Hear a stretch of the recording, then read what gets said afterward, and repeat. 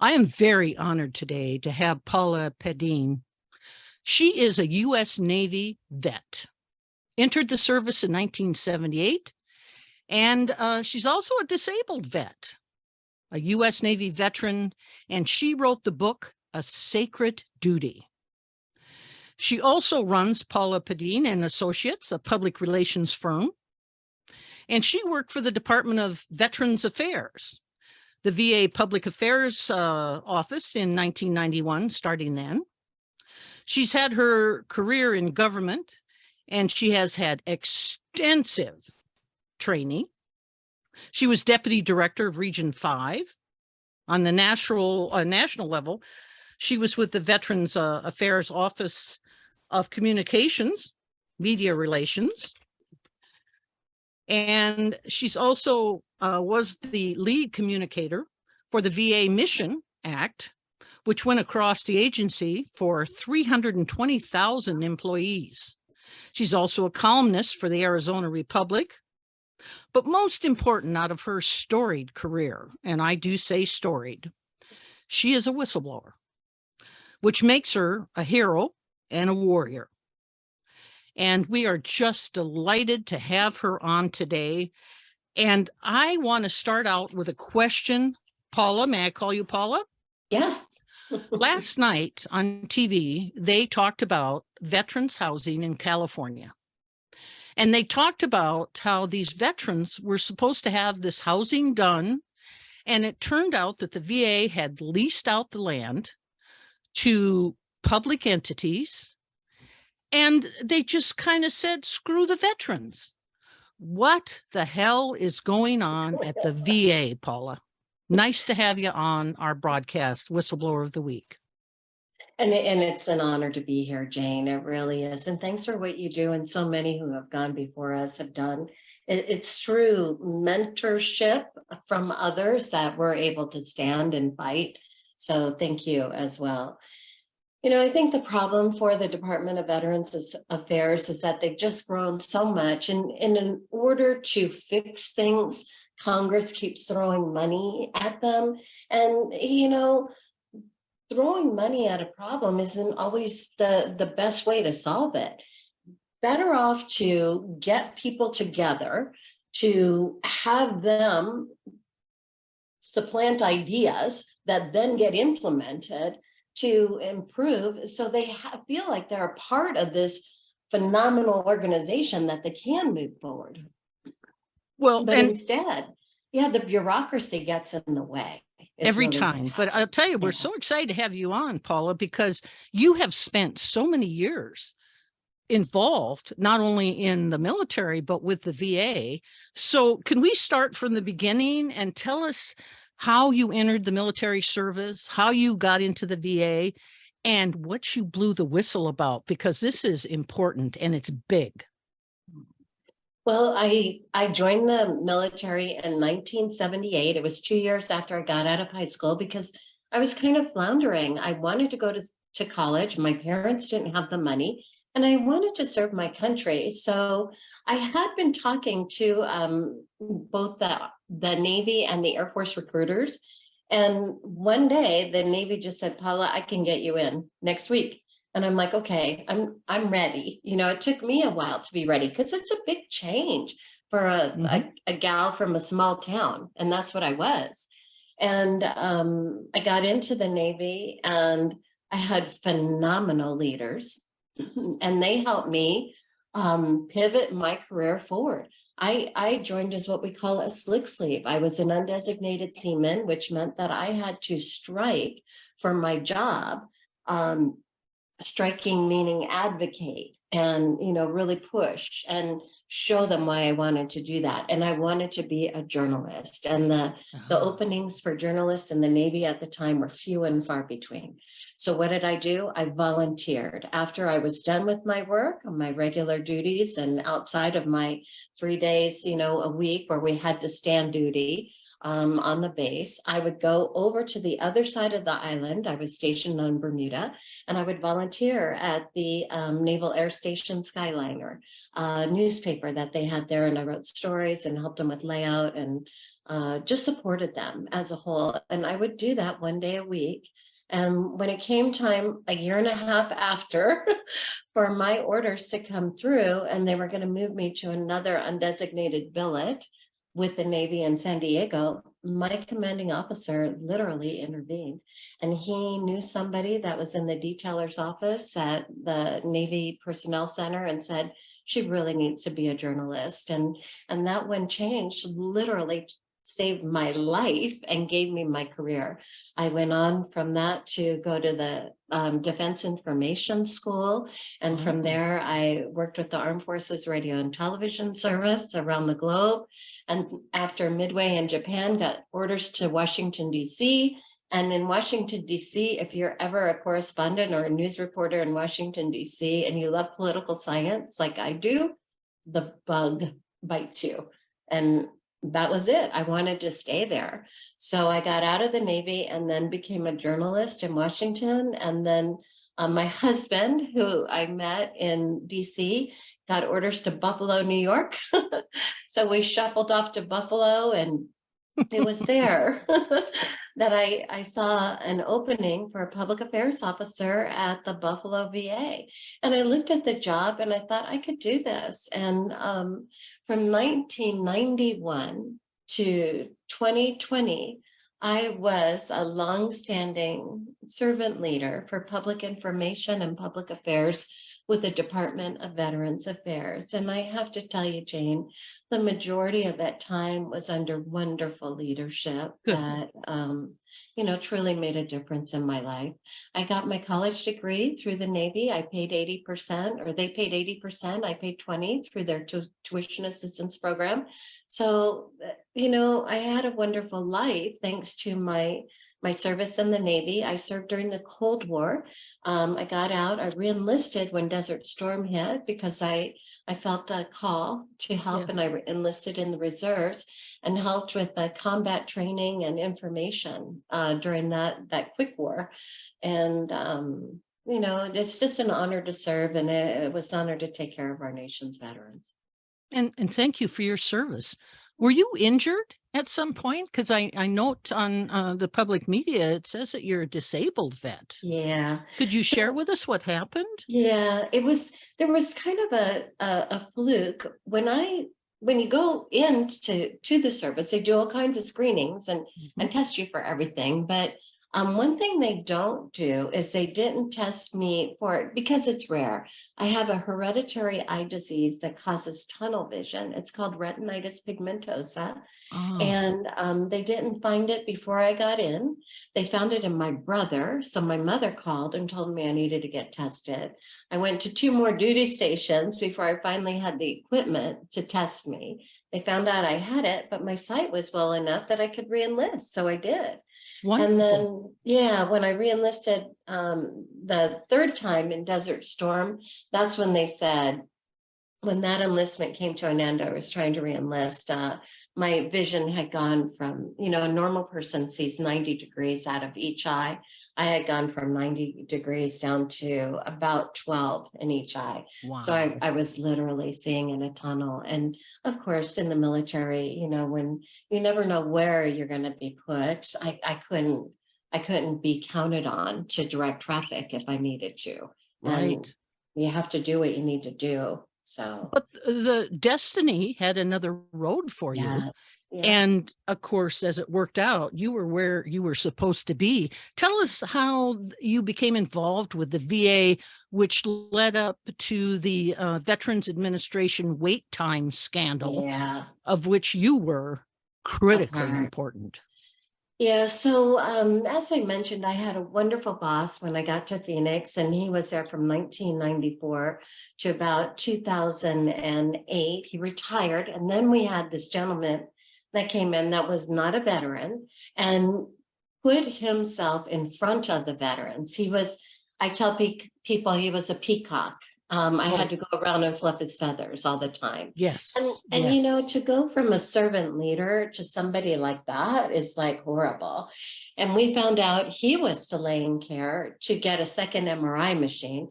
So I worked with Dr. Sam Foote, who was a member of the clinical executive board and a team leader at the Thunderbird VA healthcare clinic, where he ran the operations for an entire primary care clinic outside of the main hospital. And Sam and I just collaborated because he knew that as a PR person, I had insider details that he couldn't get. And I gave them to him. And we were able to remove this gentleman quietly. We complained to management, we gave them the evidence, and they took it. And they said, oh yeah, you're right. And they had heard numerous complaints. So they were happy kind of to have people who were coming forward to blow the Yes. whistle on him. May So may I ask you, Paula, what are they doing hiring a non-vet in the first place, they, considering the fact that there's thousands and thousands yeah, of vets out there who are really qualified? yeah. And Jane, I How think does a that lot of work? Yeah, I think a lot of it has to do with the way that they look at leadership.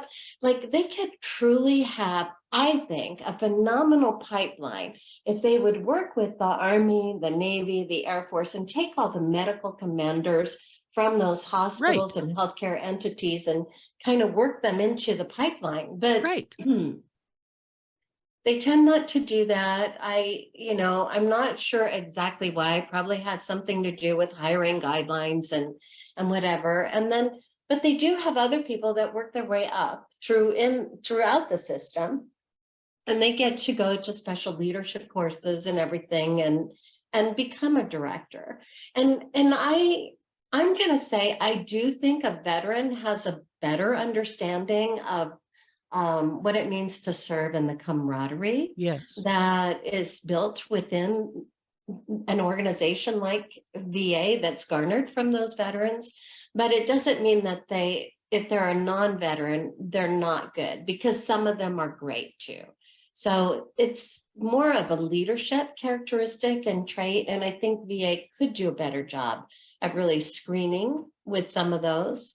Because as my situation, the gentleman we got, he complained because he was Hispanic, and we had hired another white male, and rather than go through a whole EEO case, they gave it to him. Well, Oh, it was obviously the wrong decision. oh, got you. But Yeah, the system worked that time.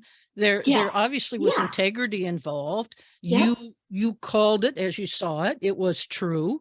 They removed him, and yeah, you're in Phoenix now, right? right, So right. you're in the place where you did blow the I whistle. need to So be right, yeah, so that occurred as it was supposed to, and then what right. happened? So then, you know, because of his retirement, we're looking for another leader. So they interview a few candidates, and one of them's a woman, and again, not a veteran. And she had done great things, supposedly, at her prior duty stations, and they select her. And I'm excited because it's the first time in the 60-year history of the Phoenix VA that we actually have a woman in charge. And for Wow. a woman that's a public affairs officer and working and kind of managing the community out there, I'm Yes, excited. that's um exciting. it was. And I did everything to get her set well. I got her a column in the Arizona Republic right off the bat, and had set up meetings with the mayor, the governor, the healthcare entities across the valley, the veterans groups, had stood up her town hall meetings, just did as much as I could to help her have Yes. good footing. And what I didn't know is that there seemed to be this underpinning about me having the ability to remove the former director. Because of what happened before. But there's no doubt you were a superior employee. I mean, all anyone has to do is look behind you and see all these awards, all these commendations. So you were a stellar Yeah, employee. So yeah, then what happened? So in she comes. You've already and she greased the comes. skids. Yeah, you Yep. greased the skids for her. I do a great job welcoming her Mm-hmm. and getting her set. And all of a sudden, I'm hearing from another colleague of mine that used to work with her that maybe she wants to come to Phoenix and be the public affairs officer. And why don't I move into an executive administrator support role? And I'm like, Oh, no, I enjoy being the public affairs officer. And then after that, it becomes, well, not only me, but everyone who was in on the executive staff or a director like Dr. Foote kind of came under target by her. So those of us who had blown the whistle on the prior administration then became targets. And do you think a contract was written before she even arrived in Phoenix with your it names on it? It may have been. It's hard to say, Jane, because you Yeah. never know. Evil just has its way of pervading.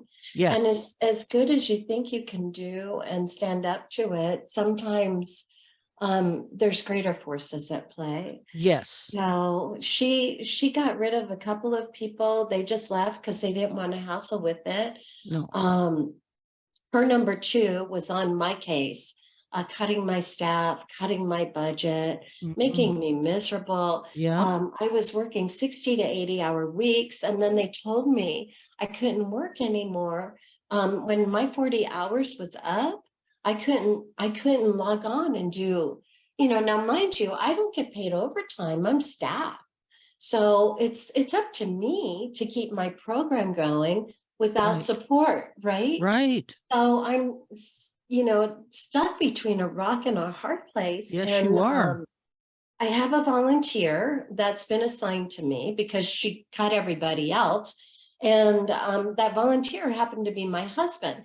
He had actually volunteered for the medical media department, but they said, no, we don't need him, even though he has a degree in cinematography, takes beautiful photos, could really do some wonderful storytelling on Facebook and Twitter and everything else we had at the time. But no, they don't need him. So he's up helping me.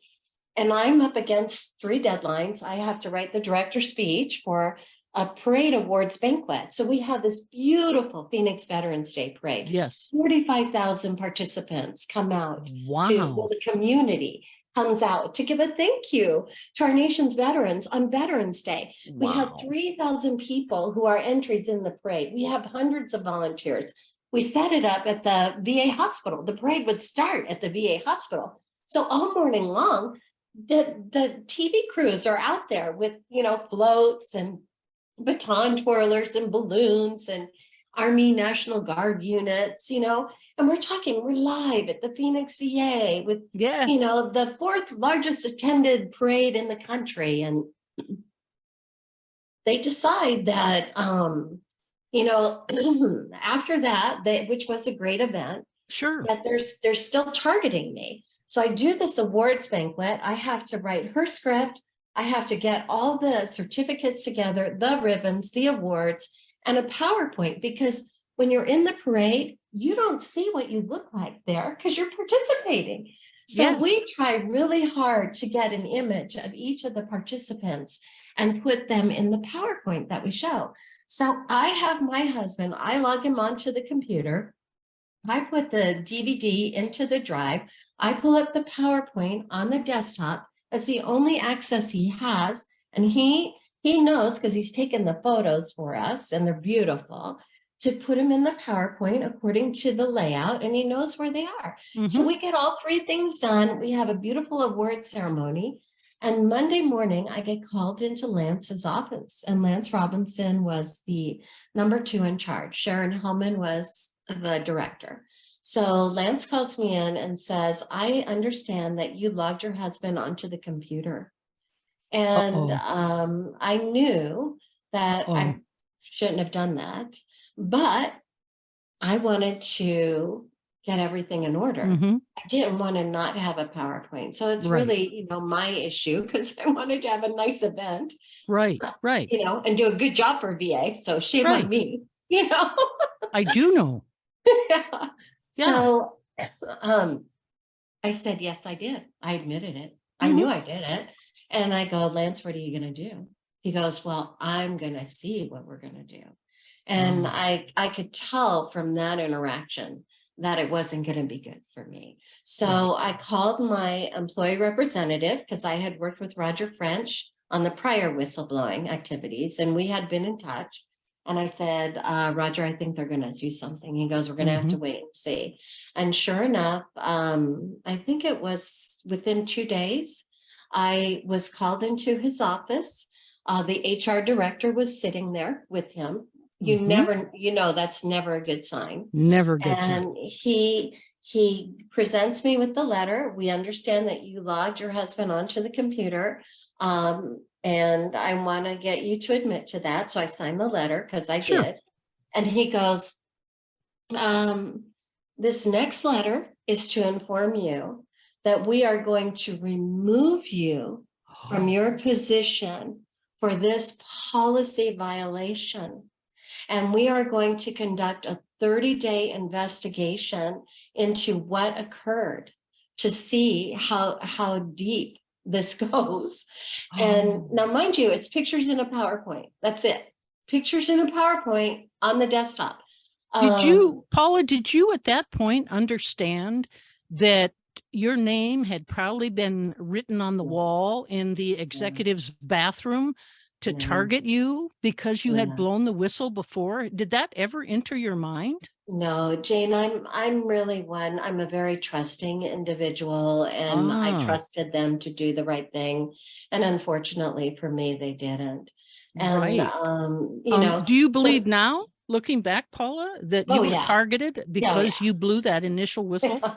Yeah. And actually, I think so too. Yeah. And you kind of I saw some of the signs, so I started protecting myself. Before, my whole life was VA. Everything I did, I used my VA email, my VA phone, my office, they were blended. My community, contacts and everything were blended because, I had my arms wrapped around the Phoenix VA, and I was doing a good job taking care of it. I believe the it. Awards behind me, I was the most decorated. I believe this. Officer. This is such a typical whistleblower story. A stellar employee blows the whistle. The descent into hell starts to happen. Yes, it begins. Yeah. Go ahead. So tell us what happened next. What happened to me. So they said, we're going to conduct this 30-day investigation. And in the meantime, we're removing you from your public affairs officer job. We're reassigning you to education and the library. Oh, the library. You are not to talk to anyone about this investigation or being removed. Typical. Yeah. We are taking away your email. We are taking away your phone. Yes. We are removing you from your office. You are to gather your things, and our HR director will escort you off the property. You may call someone to come and pick you up, as we know that you're legally blind and can't drive. And they knew I was in a van pool, and they were dismissing me 2 hours early. See, humiliation, isolation. Humiliation. Here it starts. Yeah. And they're going right down the list. Yeah. And I'm innocent. I'm naive. I don't know what all these things mean. I have no idea. Yes. And I'm like, and I pick up the phone as soon as I'm out the front door, and I call Roger, and he goes, I need to see that letter. Yes. And I overnighted the letter to him. And that became our first encounter. And when he saw the letter, Jane, he knew what you know. And he said, Paula, they're going to come after you criminally. Yes. They're going to try to remove you on criminal offenses. And they're going to use this computer logon as a privacy breach. And there's more to come. So you need to get a criminal attorney in addition to me. And thus became my ordeal. The crucible starts. Yeah. So tell us what happened. So 30 days goes by, 60 days go by, we hear nothing. I'm thinking, okay, go ahead and do your investigation. You'll come back with a slap on the wrist. It's a policy violation. We'll be done with this. Oh no. they the first request that they send up before they take me out of my job comes back as a no breach violation, Right. because I didn't No. have my husband doing anything else. They appeal that breach, they send it up again, and that one gets denied. So they're saying, no, this is no privacy breach violation. Right. Right. You're free to give her a letter of counseling, maybe a Mm-hmm. reprimand, but move on. No, they can continue to take me out of my job. Lance walks over to the fiscal office and says, we need to find something on Paula, and quickly. He had brought the Yes. fiscal officer with him from his former duty station at Amarillo. So she begins the look back of my fund control point and Mm-hmm. goes back not 60 days, not 90 days, 7 years. Yes. The 7 years. crucifixion continues. Yes. Right. They're just following the script. This is written back there in government offices. They teach them this. And so here it goes. Somewhere. Oh, Yep. Jane, I wish I knew the script, because it would I have know. helped me so None much. of us did. But None we of us don't. did. It's so That's what funny makes how it we so don't awful. know. Yeah. Yeah. It makes Yeah. it so awful. Yeah. No one knows the script Script. until Yeah. now we get together and everybody And now, realizes they're Yeah. just following the script for a Yeah. whistleblower. Destroy. Yeah. And Yeah. how sad, It because the is very sad. lives they ruin, the And look at the dismay talent they you brought. cause. You were Yeah. talented, capable. You were doing great Yeah. things. I mean, the Phoenix VA, how big is that? Is that It's one of the biggest? huge. It's one of the largest. It's now a level 1 facility. At the time they have level 1A, B, and C, and I think we were level 1B. So now they're a level 1A, and it's a beautiful facility. We have 4 or 5,000 employees that we're working with, 65,000 patients at the time. Now they're up to Wow. 85,000 or more. I have all the congressional leadership on board supporting our VA. We're writing them a monthly letter and keeping them informed. You were doing a what's great happening. job. Yeah, you were doing a great job. News releases Mhm. on the website, media stories all the time, Facebook, Twitter. I stood it up for them, the website, everything. I stood it all up for them. Mhm. And, all of a sudden people aren't hearing from me. Well, Mhm. when you go 60 days or 90 days without hearing from the former public affairs officer, the word starts getting out. And Mhm. one of the investigative reporters for the Arizona Republic says, I've heard that Paula's out of her job for something and we can't figure out what. So he starts doing his work, and lo and behold, he hears from the VA, yes, we've removed her for an investigation we're conducting, and we're not at liberty to say anything else. Of course. And he finds my attorney, and my attorney says, I'm not under those gag order. That's Paula's right. under the gag order, not me. And thank God he was brilliant. He's a Vietnam veteran, and I owe him a debt of gratitude to this day, Joe Abadili, just a wonderful criminal attorney. And he said, oh, no, you don't, VA. And he gave the story to Dennis Wagner of the Arizona Republic. And that's when people knew that I was taken out of my job, that I was being investigated, and they felt that it was due to my prior whistleblower testimony. And of course it was. I mean, let's not kid ourselves. Of course it was. Yeah. So the story hit the front page of the Arizona Republic, which this is probably a change in most whistleblowers, because we kind of have to keep it quiet. And I could not talk about the story. All I could do was make people copies, and guess where they came to get their copies? The library where I was. So, Brilliant. I mean, that day was such a day of hope for me, because you're going from the top floor of the hospital to the basement library. Yes, And literally.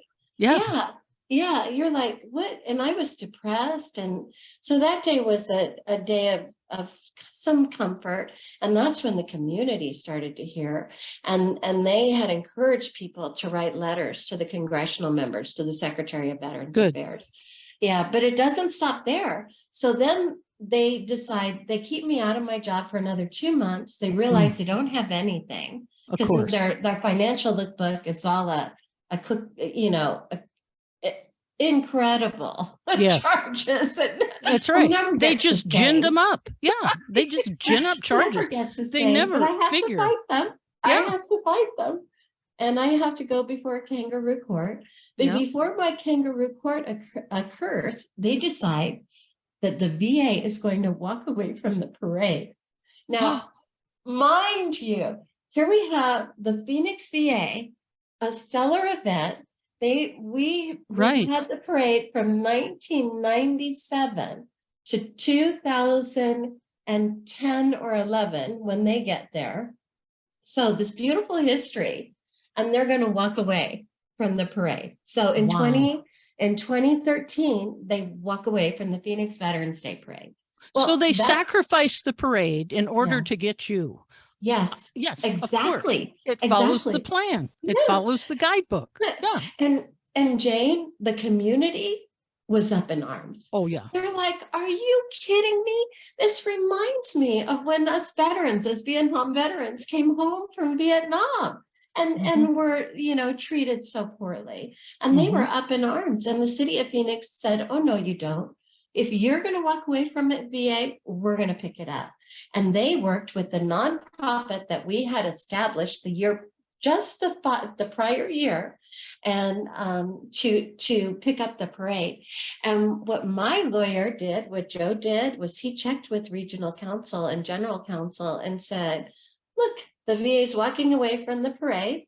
They're doing it to, hurt Paula. If Paula wants to volunteer her time after her duty in the library every day. In the basement. The basement. Yeah. Is it okay for her to work on, this event on her own time? And they said, yes, it is. So guess what we did? We picked up the ball and we ran with the parade. We had to change the route. The nonprofit became the lead for the Phoenix Veterans Day Parade, and the parade marched on, but it was quite a struggle. Oh, and yes. During that time, Jane, I'm starting to hear of waits and delays in the library, because guess who's coming into the library? Patients who have issues waiting for their health care. And I'm in a van pool where I'm hearing about waits and delays from the nurses that are in there, from the social worker that's in the van pool, from the quality management folks, and from the gal that's been assigned the secret list. Okay. Oh, so that's how it So that's started. how it You're started. sitting down there. Yeah. You've been isolated. You've been gaslighted. And the VA wait time scandal came to you. Yes, it Oh, did. that is amazing. Yeah. And that So you is started why- hearing this. Terrible, terrible. Yeah, terrible stuff. And I go into Miss Cloak and Dagger Anonymous because I'm talking to Roger and I'm talking to Joe, and I'm like, you guys, I'm hearing this and this. Yes. And they're like, Paula, and I'm a writer, my journalism background is coming into play. And I'm like, I want to tell this story. I want to send this off to the Office of the Inspector General. I want to send this off to the Secretary of Veterans Affairs. Somebody has got to stop them. So tell our listeners, Paula, exactly what was going on. And you actually had the nurse who had the secret book. Right. So tell our listeners what was going on there. Yeah. So what was happening was that the Phoenix VA, like many VAs across the country at the time, was under performance metrics to get veterans their health care sooner. So instead of waiting 30 to 45 to 60 days for a primary care appointment, they could actually win performance awards if they showed that they could get a veteran into the system within 30 days of their request or 14 days of their request. Okay. And if you met the 30-day metric, you were in one level of performance award nomenclature. And if you met the 14-day wait, you were in the higher level of performance award metrics. So you would win, a nice performance award at the end of the year if you could show that you were getting patients in sooner. And the way the Phoenix VA was doing that was they had one list where if you were a veteran and they could get you in within that 14 day or 30-day window, they would put you into the system electronically. But if you had a special other need, or you were in an area where they couldn't get you in for primary care or specialty care, you would, instead of electronically submitting the form, the clerks were instructed to hit the print function on their computer. It was printed off and put into a paper list, and the information that the clerk had then just inputted would actually vaporize. And they had no record of you unless you were on that paper list and were getting a call for care from the paper list. So they actually had two lists that they were using, and they were literally false. There was a false waiting list. It was what we called the secret list, because unfortunately for those, That's terrible. Yeah, who were on the secret list, they would wait 60, 90, sometimes 6 months to a year for care. And unfortunately, when you have a veteran who's ill and needs care sooner and is told we need to get them in soon, and Did they wait this for care, they terrible, die. terrible. They die. Yeah, it's our nation's warriors. This is terrible. And did this come, Paula, from the top? It did. It did. It was medical center management that was cooking the books. They all had awareness of it. And yet, you know, the chief of the health administration service, so the gal that had the secret list, was being directed. She was a health administration service employee, not a nurse. So, but she was being directed to run around to all the clinics, pick up all these prints that were happening, and to work to get them into the system. And they only had 2 people often assigned to getting that list. And we watched the list, because I would walk her to her clinic first, and then I would go down to the basement. And I saw the list grow from this to this to this to this, you know, so we were trying anonymously to stop them. I reached out to congressional members, and because I was under this perception of, oh, she's a troubled employee. That's right. You know, they don't listen She to you breached our anymore. rules, she's not a good employee. They don't listen to you, or there's a cloud around you and you can't escape it. That's right. So I finally got Dr. Sam Foote. So they walk away from the parade. The nonprofit picks it up. We're still just, you know, disclosing this information. And by the end of that year, by this time, it was 2013, Dr. Sam Foote has gotten involved, and he says, you're right, Paula, because I gave him the evidence. I put him in touch with Pauline, who is managing the secret list. And he said, this is wrong. And he wrote 3 letters to the Office of the Inspector General, signs his name.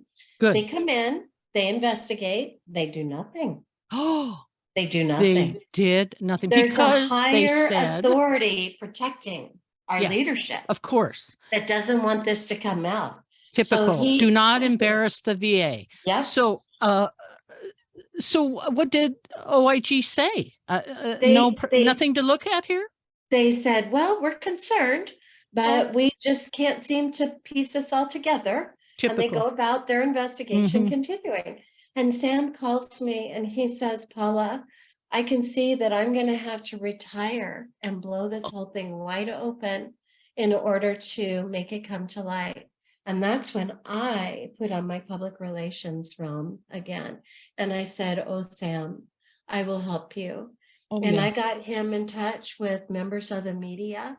I got him in touch with congressional members. I got him media training, because he had only done a few interviews at that point in time. And he got the support he needed.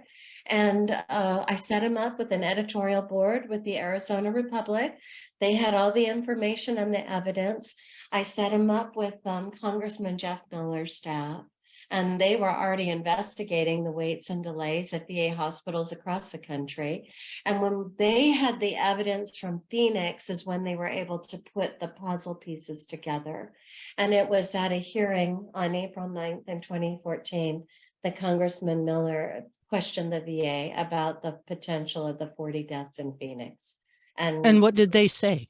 What were their were- answers to this scandal? Yeah. And, you know, unfortunately for Dr. Lynch, she said, no, Mr. Chairman, I was not, because somebody in VA, and we believe it was the Undersecretary for Health's office, was keeping all this information from the leadership, from, you know, those who could have helped us stop it. And that when he made that announcement, that was what we call the second source of verification that an investigative reporter needs to be able to run with their story. Good. So the Arizona Republic ran with the story. CNN was in the weights. Yes. They ran Big with scandal. the story. Big scandal. Yeah. And the rest, as you say, is history. I mean, it was in the news day after day after day. Mhm. Things got worse. There was Mhm. calls from our veteran service organizations who finally listened to what was being told. They called for the secretary to resign. He did. We Good. had new leadership that came in. Secretary Bob McDonald came in and brought with him Sloan Gibson, two wonderful Vietnam veterans that know how to run big corporations and organizations. And they really did try so hard, Jane, to clean the culture, to hold VA accountable. They fired numerous leaders that had worked in covering this up. And what Good. we thought was just happening in Phoenix, by the time the OIG finally got their act together and investigated all across the country, 111 of the 156 VA hospitals were caught with similar instances of cooking the books Terrible. and hurting our nation's veterans. Yes. And So- that all came from this little mole down in a basement. That was you. They Right. tried to isolate you. They stuck you down in that basement. Yeah. And you know what? You persevered Yeah. and you lived to write about it Yes. in this I did. wonderful book, which I believe is getting wonderful reviews. And I'm Yep. certainly planning on reading it, and it looks absolutely great. Yeah. So you've done a great service for our veterans, a Oh, great thank service you. for this country. Yeah. Yeah. I tell people God had me where he needed me to be. Yep. Because had I But not there been was a banished- price, Paula. Yeah, there was a huge price. There was a my huge 30 price, day, wasn't there? Yeah. That my 30-day investigation took 2 years. Yeah. I was out of my job for 2 years. And finally, Bob McDonald and Sloan Gibson saw what was happening to me. And by this time, poor Bob, the Office of Special Counsel is trying to intervene on my case, and they do wonderful work. They need more resources. They do wonderful work. And they're like, Paula, we're not getting anywhere with the Phoenix Regional Council. So we're going to get you in touch with the Washington Post. Oh, And there thank you God go. for the media. Bob McDonald comes in to VA on Monday, and I think on Tuesday, I'm there on the front page of the Washington Post. Yes, So which the you poor should have guy- been from the beginning. Exactly. But tell me the cost to you and to your husband and to your oh my two God. children. Yeah. Because I know Yeah. you took a hit, probably physically, probably Yeah. psychologically. Oh, yeah. Tell us the Psychologically, price you yeah. paid. So Jane, first of all, the embarrassment and humiliation, you're Mhm. right, and I the know. list that they go through to make you. I had a third of the staff just would completely ignore me. These are Yep. people that I worked with for 20 years. I couldn't believe they're afraid. They're afraid. They don't, they're afraid, or they just think that I'm in trouble and they don't want to get there. That's right. So, They don't want to get near you. That's right. Heaven forbid. Another third of the staff is like, oh, she always made us work. She always held us accountable. So we're going to throw her under the bus because, she did a good job and we don't want her to We come suffered. back and, Yeah. whatever. Yeah. And then another third of the staff is like, Paula, you did nothing but support this VA and wrap your arms around all of us we are praying for you and we are rooting for you and we are hoping we will support you, through Wow. this. And those were my friends and colleagues. And the Office of Special Counsel worked and with my lawyers, Roger, and by that time I had the criminal cases all got dropped. So I was able to let my criminal attorney go, but the EEO cases and the whistleblower cases continued. So I had to hire a different kind of lawyer. So the financial strain, the It's emotional terrible. strain, I was so depressed, Jane. Yes. I Been became there, the done it. mother. Yes. Yeah, a Every woman. whistleblower suffers Oh, this. it's just people don't understand. And No. to this day, my sons, their mother was absent. I just could Yes. not pull myself out to, I be know. with them. So it's It's just so brutal. hard. It's But brutal. I'm grateful to the Office of Special Counsel, to Secretary Bob McDonald, to Deputy Secretary Sloan Gibson, who had the courage to settle my case and Yes. to make it better. So fortunately for me, I came out on top. I received a promotion. I wasn't ever looking to leave Phoenix, but I got a promotion and I got to lead the communications effort for the launching of the VA Mission Act. And the Mission Act was so critically important because it Exactly. allowed community care for our nation's veterans so they would never have to be forced to wait again like this for their health care. If VA couldn't Terrible. get them in, the Mission Act would be there to help bridge the gap. And, it was a beautiful effort. And unfortunately now VA's kind of backpedaling from the Mission Act, which is concerning to me. Well, Because our and veterans need that. let's talk about that. Your book, A Sacred Duty. Duty, came out last year, Yeah. correct? Yep. And I think that really tells the story extremely well. And I would tell people to pick it up. It's been, what, 8.5 years since the scandal? Yeah, it's been a while. So that Roughly? happened in 2014, 2015. I got my Right. settlement. Yeah. And my understanding is, under President Trump, he did a He stood up signature a agency. whistleblower accountability office that Yes. failed miserably. You knew this was going to come up, I Yeah. hope. Yeah. He established that, and it specifically in the title said against whistleblower retaliation. Yeah. But then I've understood that it has failed. Yeah. They never gave it the strong support it needed. So, and some of the people that they put in there, they weren't heart first. They didn't have the veterans' best interest and the whistleblowers' best interest in mind. And, I remember when they called us all together, I was excited because the leadership under Peter called us all together. We had meetings, we got to meet each other, and we're thinking, great, we're going to have a voice. We're going to be able to help them. I even wrote a whole communication plan on how they could stand up that office and really make it stellar and get it the support they needed. And it fell on deaf ears.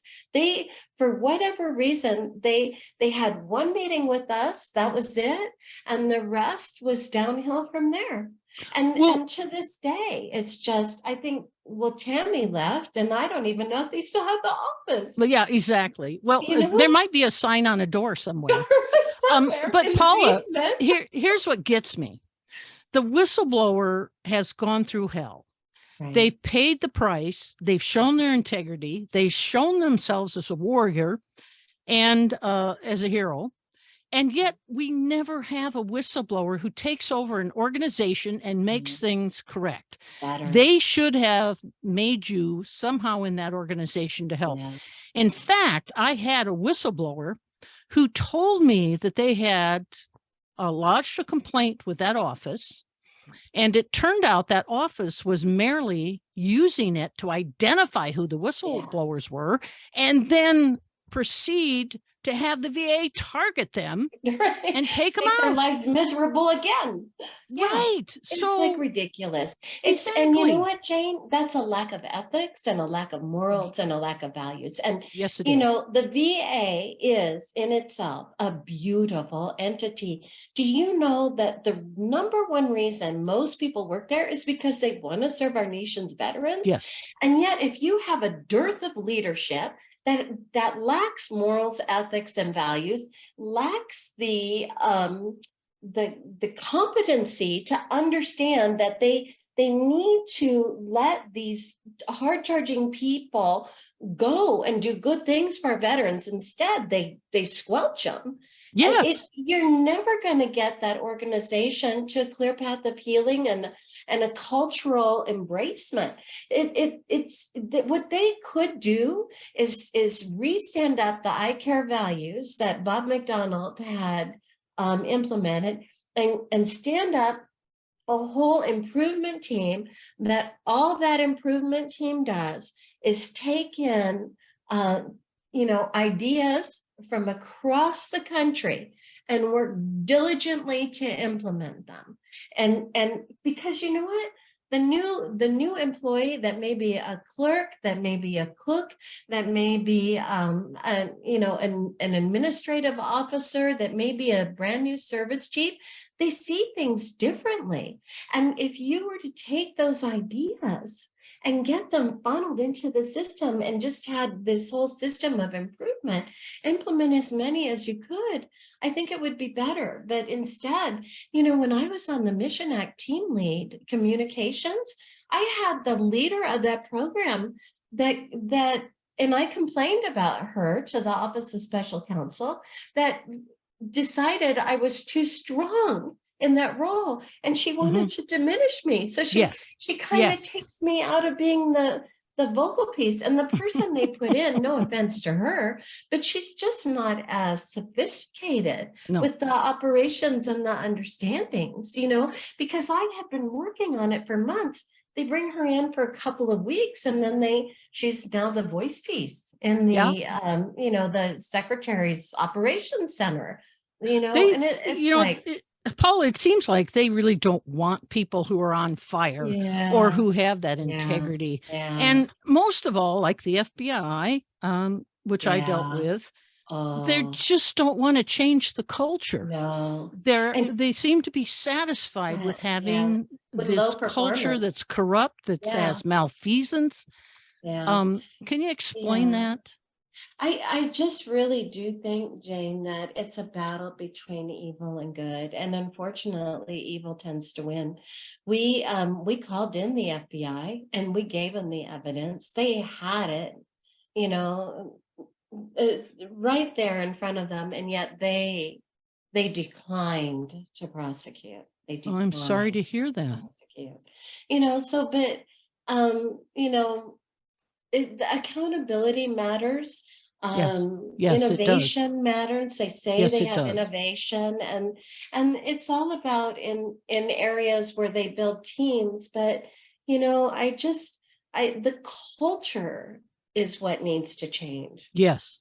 And until we get to that point, the good people will constantly be stymied by the people who are threatened by a good employee. And, who knows what it'll do. I do believe VA healthcare, because those people, the people in central office are really not what VA is all about. It's the doctors and the nurses and the staff support and the social and bean workers counters. Don't forget bean counters. Those are important. But it's the people on the front lines that actually care for our nation's veterans every day that we owe a debt of gratitude to, because they do care about making sure that our veterans get the care. I still get some of my care from VA, and they care. Those I come in touch with care, and thank God for them, because they are keeping the system alive, and we really need better leadership all around, I think, we do. in our country. We do. But Paula, I think our nation should be very grateful to you because you exposed what was going on. You wrote this beautiful book, A Sacred Duty, and you remain on the front lines. Correct me if I'm Yes. wrong, but you're Yeah. still in there supporting Advocating. whistleblowers, Yes. helping whistleblowers, Yeah. and continuing your good works with the VA. That's correct, isn't it? Yes. And Jane, I have whistleblowers that reach out to me. Mm-hmm. I guide them from a faith perspective because it was my faith that helped me make it through. But I also put them in contact with people like Roger French and Josh Klinger and others who can help them, because you cannot fight this battle alone. You No, cannot. You that is cannot. correct. You have the weight of the federal government and all their lawyers that are on staff and all That's their right. unethical leaders coming against you, the one person. So you need a team to support you. And it is sad what we go through, but I believe that we are graced by faith to stand here today to share what we did, how we did it, and how we can help others. And my book is a journey of faith, and it Mm-hmm. talks about the trial and tribulation I faced, A Sacred Duty, how a whistleblower took on the VA and won. And And one. and when you're reading the book, remember it took on the VA and won, because it's a heartbeat. It's not easy. What we go No. through is not easy. No, it is So not. And I'm looking forward. I have the book. I'm looking forward to thank reading you. it over the Thanksgiving holiday. Thank So you. I'm just thrilled to be able to have this interview with you, Paula. I think you're incredibly special. I think you're incredibly brave. And you're a warrior in more ways than one, as I have said. Thank you for coming on and gracing us with your knowledge, intelligence, and beauty. I really Well, appreciate it. and Jane, thank you. Because had you not stood up so long ago, who would we have to step in the breach to help us? So thank you for what you did too. And I know your toll wasn't easy either. So thank you. Thank you. Thanks, Paula.